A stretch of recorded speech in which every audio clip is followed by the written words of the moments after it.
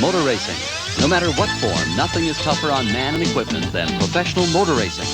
Chief mechanics all over the country realize that nothing contributes more to a successful team than quality parts and engineering in the products they choose. That's why more and more professional racing teams are choosing Oldsmobile. Quality and pride in workmanship are foremost in every car we build. When seconds count and second best just won't do, the choice of champions is Oldsmobile. Quality built in. Grove Raceway, it's funny car time. Brad Tuttle in the near lane, Steve Hodkinson in the far lane. In the first round of racing, Brad Tuttle defeated Billy Meyer. Meyer, not only a great racer, also has built a great racetrack. Dave, tremendous excitement is already building for the next race on the NHRA Championship Tour. The Chief Auto Parts Nationals at the brand new $7 million Texas Motorplex in the Dallas suburb of Ennis, Texas. And that track, of course, built by this young funny car racer, Billy Meyer. And Billy, everyone looking forward to seeing these ultra-modern facilities. But the racers are all talking about one thing, an all-concrete quarter mile. Well, you know, Steve, years ago when drag racing started, we used to race at airports, and they were all concrete racetracks, and that was the best traction we've ever had, even up to this day. However, they had the, what we called speed bumps back then, were the tar strips about every 20 feet. Expansion joint. Expansion joints that go dun, dun, dun, dun, you know, and just beat you to death.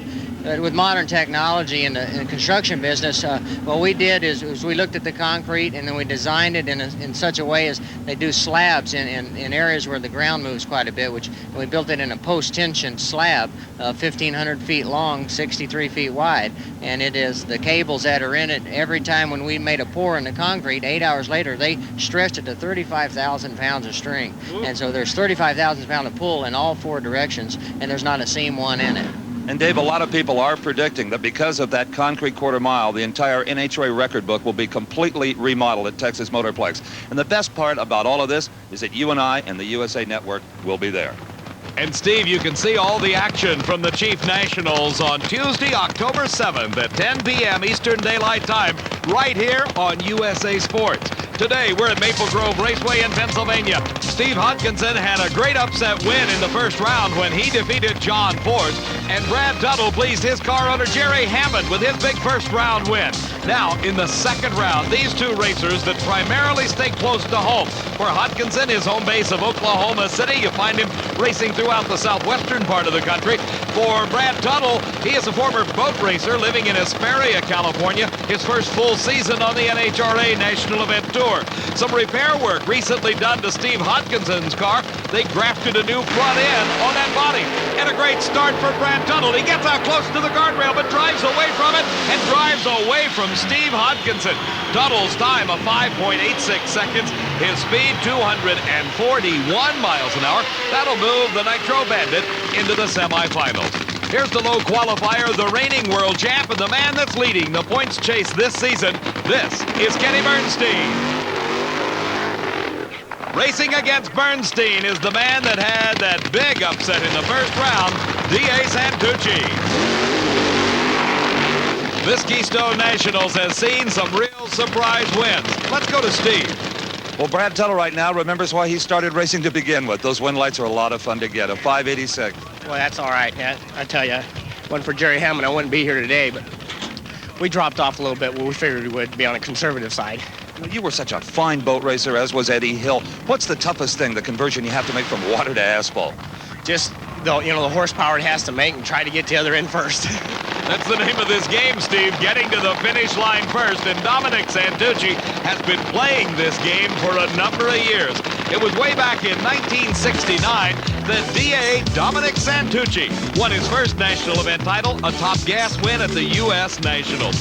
For Kenny Bernstein, the winningest funny car racer in history last season, 6 national event titles to his credit. In the first round here at the Keystone Nationals, he beat Johnny West. The burnout's completed, the two drivers approaching the staging beams. Those staging lights coming on at the top of the Christmas tree, and it's a good start for Bernstein, but Santucci's trying to stay with him. Bernstein continues to pull ahead, and by several car lengths wins it. Look at his elapsed time, 5.63 seconds. He's serving notice. He's got the combination at this moment. Santucci tried, but came up just a little bit short. Still, his greatest day ever on the racetrack. Here's Ed McCulloch, and he's had a few great ones himself. McCulloch 2 times this season, has already been in the winner's circle, as has this driver, Mark Oswald, in the Candies and Hughes car.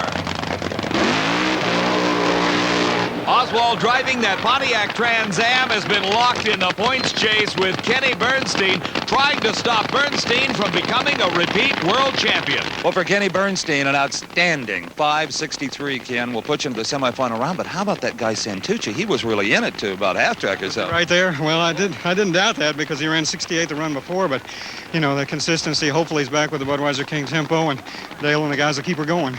Well, everybody's concerned about smoking the tires, riding that ragged edge. How about your team? Well, I think so. We've been doing it here for 3 days, and I don't know anything different today except that we've got it right there, but it's probably real close right now. Just part of the overflow crowd that is in Maple Grove Raceway today. In fact, they had to close the gates earlier today because there just was no more room. In his first race today, 33-year-old Mark Oswald defeated Jim Head of Columbus, Ohio, while Ed McCulloch beat East Coast racer Jerry Caminito. Both these drivers have been in the winner's circle twice thus far this season. At this race, in the first round pairings, it was Oswald by about 1/10 of a second advantage over McCulloch.